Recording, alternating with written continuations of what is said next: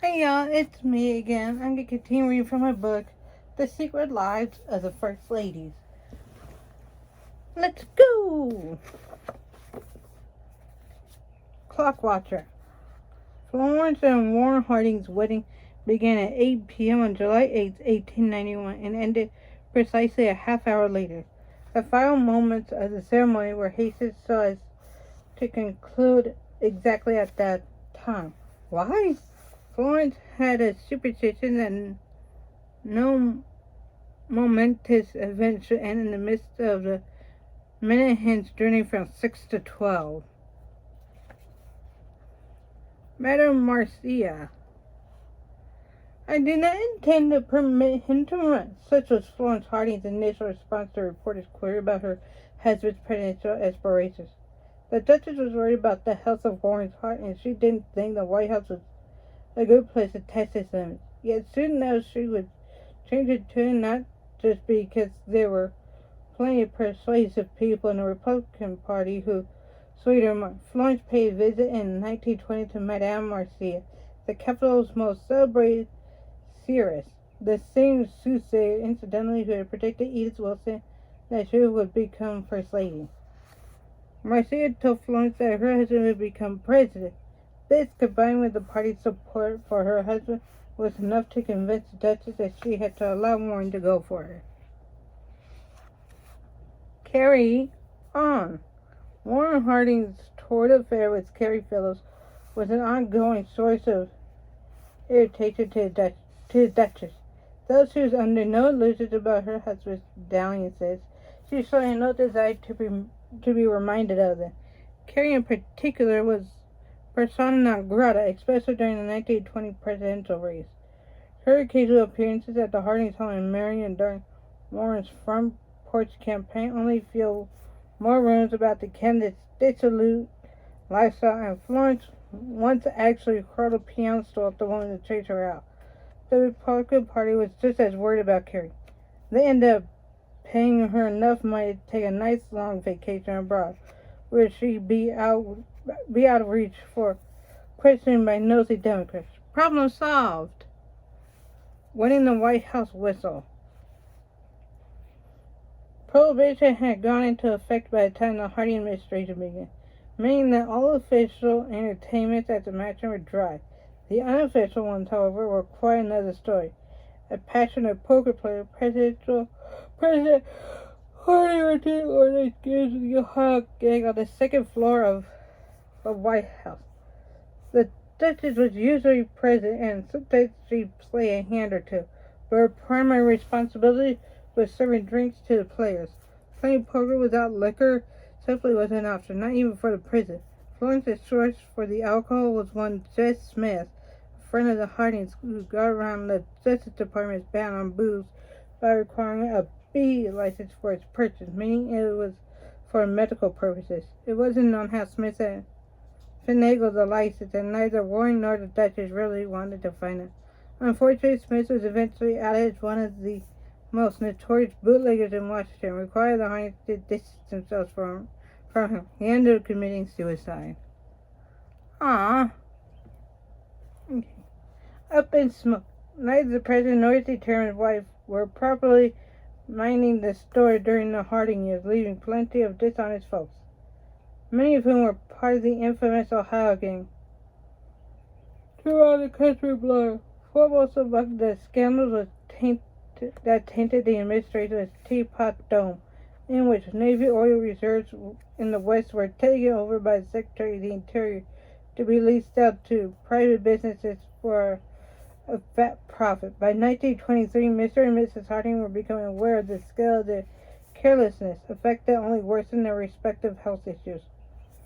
Once her husband was dead, Florence became obsessed with expunging a record for the sake of posterity.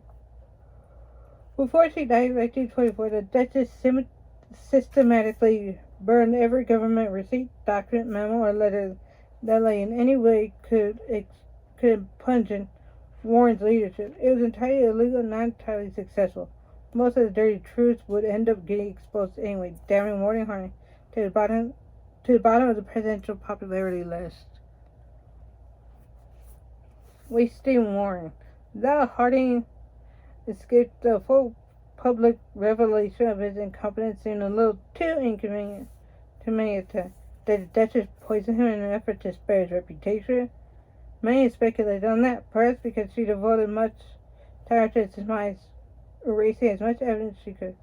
We shall probably never know, though she did forbid an autopsy of the corpse. Maybe she did, maybe she didn't. Who knows? We will never ever know. Okay, chapter 26, Grace Coolidge, January 3rd, 1879 through July 8th, 1957.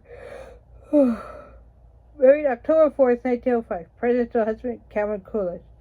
Also known as Silent Cal, because you really talk. Children, John and Calvin Jr. First age, 1923 to 1929. Astrological sign, Capricorn. Religion, Congregationalist. Soundbite. I am rather proud of the fact that after nearly a quarter of a century of marriage, my husband feels free to make his decisions and act upon them without consulting me or giving me advance information concerning them. Calvin Coolidge's proposal to Grace Goodhue was nothing if not direct. I'm going to be married to you, is all he said. It may not have been the most romantic way to begin marriage, but it was classic Calvin. Terse, emotionless, and commanding. It was also a moment that set the tone of their life together. Grace, one of the most personable and beloved of all first ladies, was the one who got used to being told what to do by a husband who had none of her charisma, zest for life, or regard for people. Hey y'all, it's me again. Sorry for pausing. Just I had to go get some water because of my throat. Okay, let's go. Let's continue. Grace's first spider future has been through the window of a house in Northampton, Massachusetts. He was shaving his underwear with a hat perched upon his head to keep the hair out of his face, a sight that sent Grace to hysterics. That would send me laughing too. Oh my god. Amused by her reaction, Calvin Coolidge decided to court her and they fell in love almost immediately. They are both native Vermonters. Aside from that, Grace and Calvin had nothing in common. She had grown up in Burlington, Vermont, the daughter of an engineer who inspected steamships on Lake Champlain. An only child raised with good old-fashioned Puritan values, Grace had pluck and plenty of it. She attended the University of Vermont, became an immensely popular social butterfly, and founded the school's chapter of the Pi Beta Phi sorority. She was beautiful, interesting, inquisitive, and sincere. She also had a desire to help people, a passion that drew her to Northampton after graduation. There she enrolled in the Clark School to become a teacher of the deaf, becoming a vocation for which she seemed ideally suited that would last her entire life. Calvin Coolidge, a lawyer, had also come to Massachusetts to start a career. A variable character of the laconic New Englander, he had a gift for concise speech when he bothered to speak at all. But beneath his painfully subdued exterior hung a vigorous political ambition. He and Grace made an unlikely couple in the extreme, but seemed hopelessly hooked on each other and married in the fall of 1905. Kind of like me and my boyfriend Robbie. Yeah, I never thought I'd fall in love with a headbanger. Or a metalhead lover. Whatever you want to call them. Yeah, I never thought I would. Because I'm too bubbly, too upbeat and whatnot. And he's like more lonerish. Kind of like me-ish, I guess. And,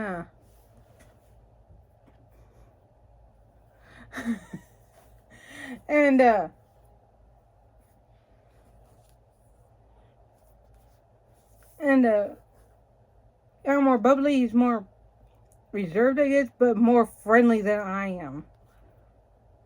He's like kind of like my yin to my yang or whatever. But anyways, yeah. Let's continue. The first time Grace Goodhue laid on the Calvin Coolidge, it was... Oh yeah, I already read that part. Okay, blah blah blah. If Calvin believed that people were ready for his brand of understated leadership, he was right. Beginning with the Northampton City Council in 1898, he rapidly rose through politics. So it was career and his alone. Grace had nothing to do with it. In his own quite imperturbable way, the stoic politician enforced upon the Coles family his brand of conservative regimentation. Women were for washing dishes and raising children, and that was that. While Kevin was off doing his government thing, Grace became reconciled to perpetual domesticity. She brought up their two sons, John and Calvin, virtually on her own. Calvin's parsimoniousness made socializing impossible.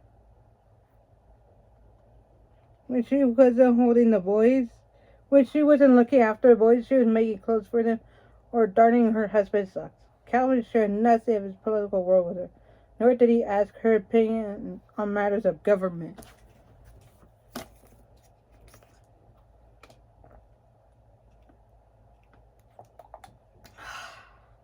Great water. It may be in a Dasani bottle, it's just sink water.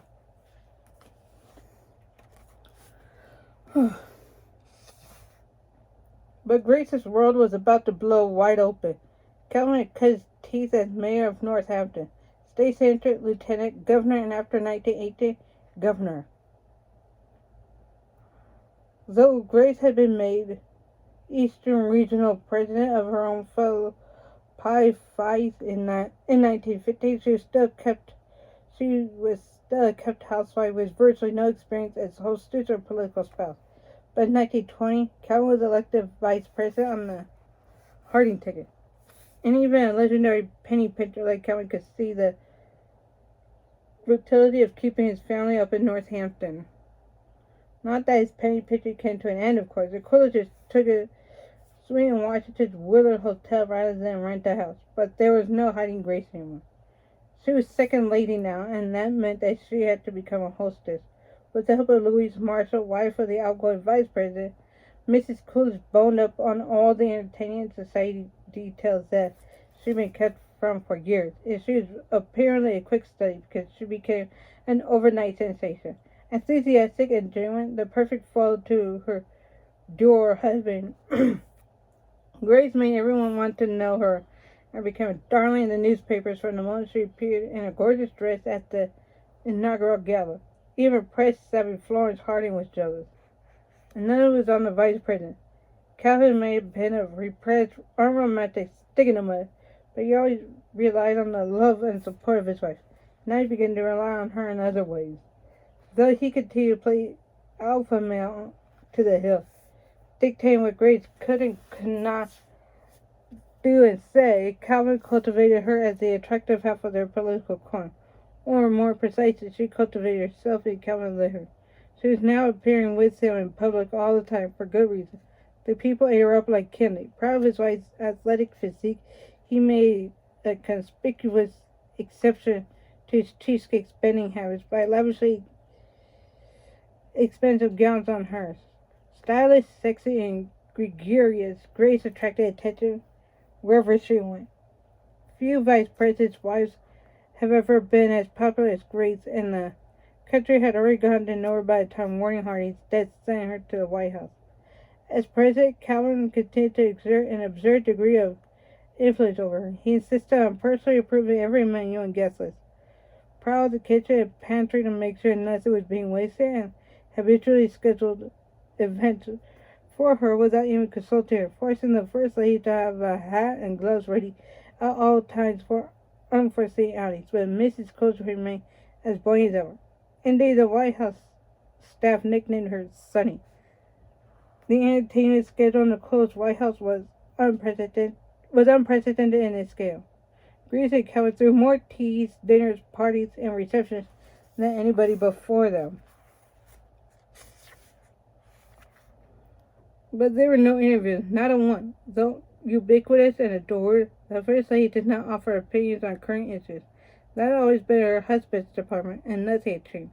Her popularity, however, remained indispensable in the administration and played a profound role in getting Calvin elected to his first full term in 1924. The victory was bittersweet. In July of that year, Calvin Jr. had died an agonizing and senseless death from a blister he contracted on the White House court that developed into blood poisoning.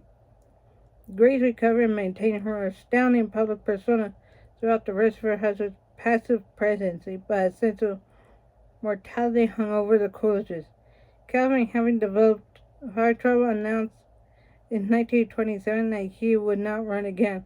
The following year, the country started to see Grace go and proceeded to make retirement back in Northampton a little uncomfortable by crowding outside the Coolidge house to ogle. Calvin, tired of having to look at tourists every time he went out, the porch to sit in his rather bought a larger place with plenty of lawn as buffer. He could afford it too, with all the writing he was doing for magazines and newspapers. When he died in 1933, he left Grace a pretty enormous chunk of change and her freedom. "Nobody's going to believe how I miss being told what to do," said the widow Coolidge. But she soon learned how to tell herself what to do. She went back to devoting her time to his death and became president of the board of the Clark School. Her leisure time was just as empowering. After a lifetime of being forbidden by her to dance, to ride in the car, to go horseback riding, or even to bob her hair, Grace started doing all the things she'd always wanted to do. Back when she was First Lady, Charles Lindbergh invited her to go up in his plane. "I promised my husband I would never fly," she sheepishly replied. Years after Calvin's death, she decided to take a trip to Europe by plane. Calvin must have rolled in his grave. Seriously!